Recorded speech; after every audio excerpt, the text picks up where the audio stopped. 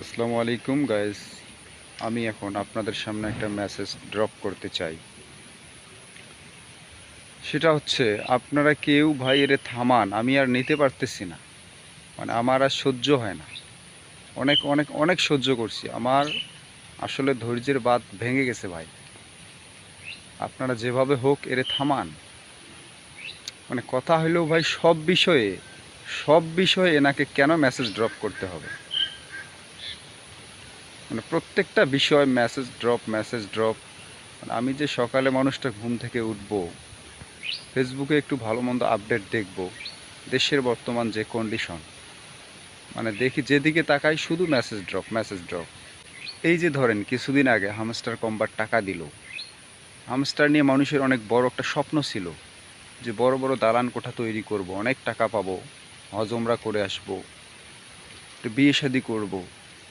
মানে সেখানে তো হামস্টার কম্বাট সবাইকে মোটামুটি হতাশ করছে। সেখানে সে মেসেজ ড্রপ। বুঝতে পারছেন বিষয়টা?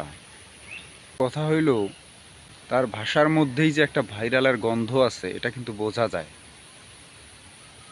ভাইয়া তুমি কোরআনের কথা বলবা, হক কথা বলবা, সত্য প্রচার করবা, মানুষ শুনে, আল্লাহ যাকে চাইবে হেদায়েত দিবে, সে হেদায়েত পাবে।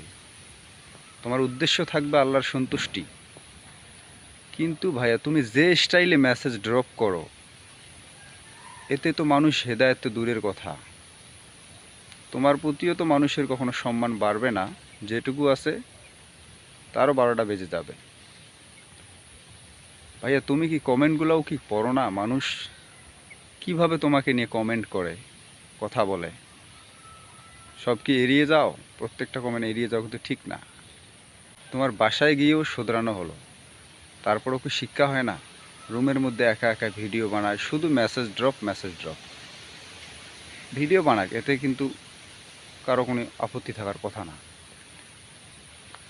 ভাইয়া তুমি ঘরে একা একা ভিডিও বানাও, এই রাইটস তোমার কিন্তু আছে। কিন্তু তুমি যে স্টাইলে মেসেজ ড্রপ করো ভাই, এটা আসলে পাবলিক আর নিতে পারতেছি না, আমি নিতে পারতেছি না ভাই। সত্য কথা সুন্দর কথা বলার ভাষা আছে তো নাকি? শুধু মেসেজ ড্রপ কেন করতে হবে? সো গাইস, আপনাদের গুরুত্বপূর্ণ মন্তব্য অবশ্যই কমেন্ট বক্সে জানিয়ে দেবেন।